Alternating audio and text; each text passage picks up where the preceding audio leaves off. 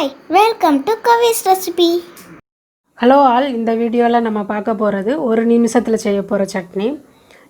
இதனோட preparation time அப்புறமா அரைக்கிற டைம் சேர்த்தே மொத்தம் ஒரு நிமிஷம் தான் ஆகும். இதுக்கு வதக்க தேவையில்லை, அப்படியே அரைக்கணும். இதை அப்படியே அரைக்கிறதுனால இதை பச்சை சட்னின்னு சொல்லுவோம். பச்சையாக அரைச்சாலும் டேஸ்ட் ரொம்ப நல்லாயிருக்கும். அது எப்படி செய்கிறேன்னு பார்க்கலாமா?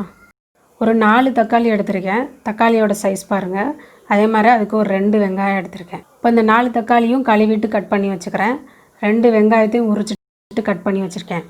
கட் பண்ணதுக்கப்புறமா தக்காளியும் வெங்காயமும் 3/4 கப் இருக்குது. இதுதான் சரியான அளவு. தக்காளியோட அளவு கூடி போச்சுன்னா புளிப்பாக இருக்கும், வெங்காயத்தோட அளவு கூடி போயிடுச்சுன்னா இனிப்பாக இருக்கும். அதனால் கட் பண்ணதுக்கப்புறம் ஒரே அளவில் இருந்துச்சுன்னா நல்லாயிருக்கும் டேஸ்ட்டு. இப்போ நம்ம சட்னி அரைச்சிடலாம். அதுக்கு ஒரு மிக்சி ஜாரில் 3 சிவப்பு மிளகாய் சேர்க்குறேன். இந்த சட்னி கொஞ்சம் காரமாக தான் இருக்கும். அது கூட கட் பண்ணி வச்சா 2 வெங்காயம் சேர்த்துக்கிறேன்.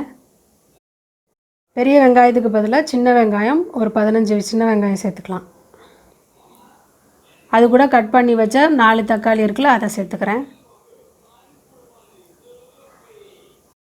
இது கூட கொஞ்சமாக கழுவின கருவேப்பிலை சேர்த்துக்கிறேன். மொத்தமே ஒரு 15-20 தழை தான் இருக்கும். இப்போ இந்த சட்னிக்கு தேவையான உப்பு சேர்த்து அதை நல்லா அரைக்கணும். இதுக்கு தண்ணி சேர்க்க தேவையில்லை, தக்காளியில் உள்ள தண்ணியே போதும். நல்லா நைஸாக அரைச்சிக்கணும். இப்போ சட்னியை நல்லா அரைச்சாச்சு. இதை ஓப்பன் பண்ணும்போதே பச்சையாக சேர்த்த கருவேப்பிலை வாசனை அவ்வளோ நல்லா வருது. இதோட டேஸ்ட்டும் ரொம்ப நல்லாயிருக்கும். இந்த சட்னியை தாளிக்க தேவையில்லை, அப்படியே சாப்பிடலாம். இதை சூடான இட்லி தோசை கூட சேர்த்து சாப்பிடலாம். காரமாக இருக்குதுன்னு நினச்சிங்கன்னா நல்லெண்ணெயோ இல்லை நெய் தொட்டு சாப்பிடும்போது ரொம்ப நல்லா. நீங்களும் செஞ்சு பாருங்கள்.